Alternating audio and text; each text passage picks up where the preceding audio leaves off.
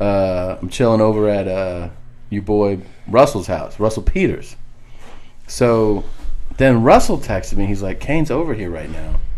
Come over to my house. And I was like, get the fuck out. So I drove over there. He could not be a cooler dude. He told me that his engineer, that he, like in the studio, saw the bit and told him about it, and that a bunch of people have pointed. But he couldn't have been. And now I tweet with him like all the time. He's just he's a cool dude, man. What about Tyson? Where did you bump into that Saturday? On a flight from LA to Pittsburgh, and man, people go nuts when they see Tyson. Nuts. People go nuts, and he's great. And he's gracious. He shook everybody's hand. Everybody. He's very fucking. And you know what? What you see is that the amount of people, people that are Joey Diaz fans. Yeah, there's a wide variety. Or let's take another actor or artist or athlete. There's that range of person that's like your fan. With Tyson, old white ladies, fucking teenage black kids, 45-year-old white guys. In other words, everybody wants to say something to him. It's not just a certain demographic. It's the whole fucking world boarding the plane stopped and said something. They held up the fucking line to board, where the flight attendant was like, you have to keep moving, and they're like, I want to talk to Mike. Like, I can't believe they didn't board him last. Well, what are you going to do? Like, they can't really do anything. So we're rushing. How funny is that? He got convicted of rape and went to prison. There's something about people when they get convicted of rape, they have a power over people, and they walk over a room. Motherfuckers like that dude went to prison for rape, Jack. I gotta shake his fucking hand. I gotta get his fucking autograph. I doubt they brought that up when they were saying hi. Damn, that motherfucker. These old white guys were kissing his ass. Yeah, it's amazing. So crazy, man. I've seen him at UFC. I seen when that whole thing came, when he first went to a UFC, how people going nuts. And I love him. He's an interesting guy, man. He's a very interesting guy, and it's amazing that he's prevailed. It is. It's amazing that he's had 22 lives. He's had tremendous pain. He lost a kid at his house. I mean, guys, you have no idea. He lost his father, his family, his trainer. He was sexually abused. That guy's always got a fucking smile on his face. And yeah, they got him on medication or whatever.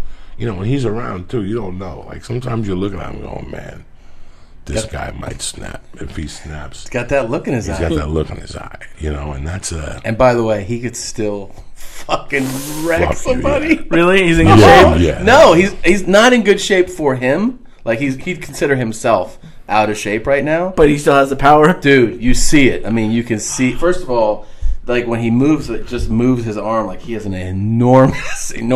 But, he's got the walk. Like, the walk comes from. It's like a power way of walking. Like, he throws his hips the same way you get power in a punch.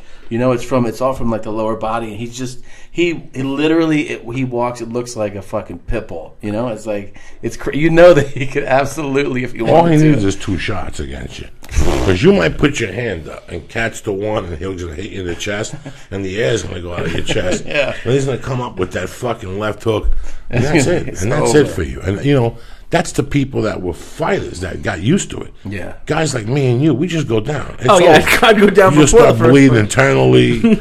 I talked to him about fighting for a while. He came to my show. That's the other thing. I met him on a plane, and then he came to the show.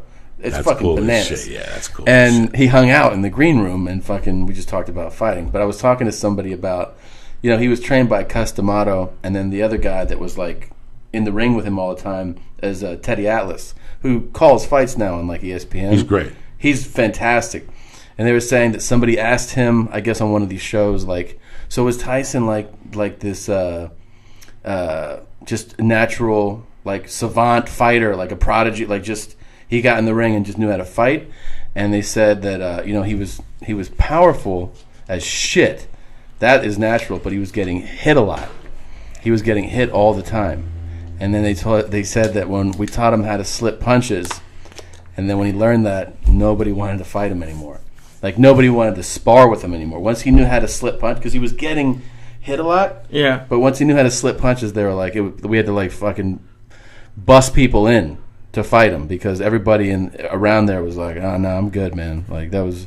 Do they have that these was on no tape fucking somewhere? fun. Because like I've never seen a Mike Tyson. I know of them and What? I've seen clips, but like an entire Mike Tyson fight. Do they have like just reels? Oh, yeah. I would love to see that somewhere. Oh yeah, man. You can, dude. YouTube has YouTube so hours. many Okay. Hours. fights. Hours. Yes. YouTube has a guy that probably put together just his knockouts to get you started. Oh yeah. Just his knockouts to get you started. And that's, I got addicted to Roberto Duran on YouTube for a year. Do you want I to hear watched- this? Go ahead. Okay, so, well, first of all, I meet him on the plane, and he couldn't be nicer. Roberto Duran. No, Tyson.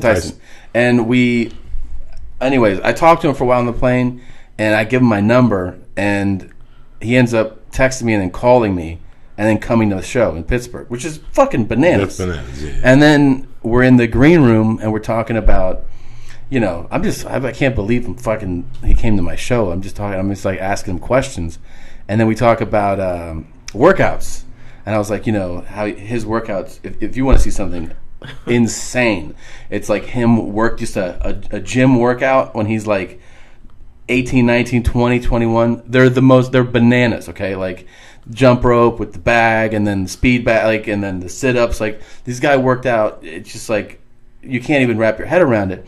I told him I was watching also because different, all those boxers are just tremendous fucking. They're amazing athletes. Roy Jones Jr. do it, and then Tyson goes, "Nah, man, my guy is Roberto Duran." Yeah. And I go, "What?" And he goes, "Yeah, that's my guy." That's your school of thought. Roberto Duran was a school of thought, and you could see the people you could see Kennison people, you could see Dice people, you could see that I'm from the Dice school of thought. I'm also from the Rodney Dangerfield school of thought. Even though I love Bill Hicks or whatever, he's from the Roberto Duran school of thought, which is to go in there and fucking kill you. It's a different savage. And I know that the workouts, like I read the Duran book, and, I knew a lot of people who knew Duran, and it was fucking crazy. And yeah, he's got the reputation for no mas, but there's more behind that story. Yeah, what do you think happened to boxing? Because like these fighters took over the country, like Ali, Tyson, all these people, and now it's just nowhere. It's just almost gone. It's all peaks and valleys. In what was it? In the comedy boom was the mid '80s. Yeah, through the '80s, and the death started in like early, like 91, 92 is when. And everything goes peaks and valleys. Then it came back in 2000.